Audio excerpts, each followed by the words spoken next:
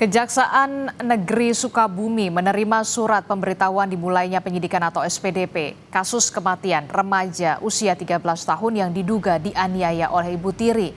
Sebelumnya, polisi menaikkan kasus ini ke tahap penyidikan.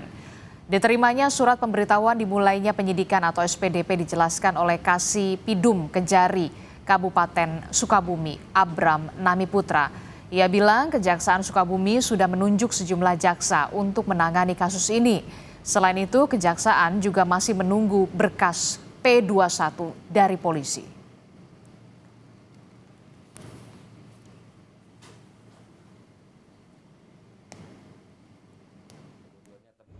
Dan kami sudah menunjuk beberapa jaksa untuk mengikuti dan meneliti perkembangan dari penyidikan yang sedang dilakukan oleh teman-teman Polres Pelabuhan Sukabumi, Polres Sukabumi di Pelabuhan Ratu. Oke, detail dari SPDP ini sendiri, Pak? SPDP-nya itu atas nama terlapornya itu Saudari TR selaku ibu tiri dari korban. Sementara pasal yang dikenakan di SPDP itu pasal 80 ayat 1, ayat 2, junto pasal 76C, larangannya 76C. Yang intinya itu melakukan kekerasan terhadap anak, yang ayat 1-nya itu luka biasa, yang ayat 2-nya itu luka berat. Duka masih belum pudar dari sorot mata sang ibu. Lisnawati memantapkan langkahnya mencari keadilan atas kematian putranya yang tewas diduga dianiaya ibu tiri. Meski kasus ini tengah diusut polisi, Lisnawati juga melaporkan mantan suami yang juga ayah kandung korban ke Polres Sukabumi atas dugaan unsur pembiaran, kelalaian, dan penelantaran terhadap putranya. Terakhir komunikasi 4 tahun yang lalu, nggak ada komunikasi sama sekali. Nggak sama sekali. Alasannya apa katanya, Bu? Alasannya emang dibatas-batasi sama ayah. Sering Termasuk sama almarhum tidak, Bu, waktu itu? Enggak, kan masih bayi juga. Masih bayi ya? Waktu dalam kandungan juga, udahlah kamu sama anak saya bawa motornya di Abu. Sebelum meninggal, korban mengaku mengalami penganiayaan ibu tirinya. Ibu kandung korban mengaku sudah 4 tahun tidak bertemu anaknya karena dihalang-halangi mantan suami.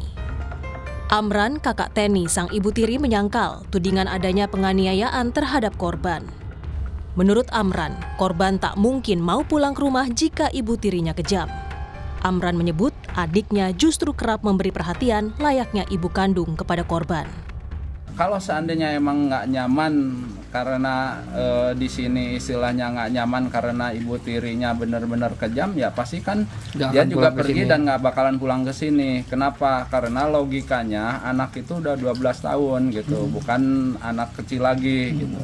Sekarang menurut informasi itu adalah dari Polsek kemudian dibawa ke Polres.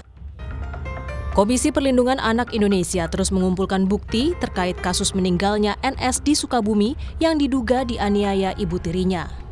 Dari hasil penyelidikan sementara, KPAI menemukan sejumlah fakta, yaitu adanya pembiaran perlakuan kekerasan yang kerap dialami korban.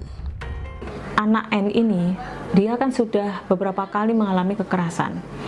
Dan bahkan kekerasan sudah menjadi bagian ya dari kehidupannya. Yang perlu saya pertanyakan pertama adalah tetangganya. Kemudian yang kedua keluarga besarnya ya. Apakah hanya diam saja? Tetapi yang menarik dari kasus ini, Mas, yang kami memang harus turun adalah filisida itu seringnya terjadi pada anak di bawah usia 10 tahun. Nah, pada kasus ini itu terjadi pada usia 12 atau 13 tahun, di mana pelakunya ibu. Kalau pelakunya ayah, ada juga pernah kejadian, pelakunya ayah itu ada di Kalimantan ya. Di Kalimantan, di Maluku pernah terjadi. Tetapi karena pelakunya ibu, ini sekuat apa sih ibu ini sehingga anak tidak berani untuk melawan? Kasus kematian anak yang diduga dianiaya ibu tiri kini statusnya telah naik ke penyidikan, namun belum ada penetapan tersangka. Polisi menemukan bukti adanya unsur pidana kekerasan pada korban dan telah memeriksa 16 saksi, termasuk terduga pelaku penganiayaan ibu tiri korban. Tim Liputan, Kompas TV.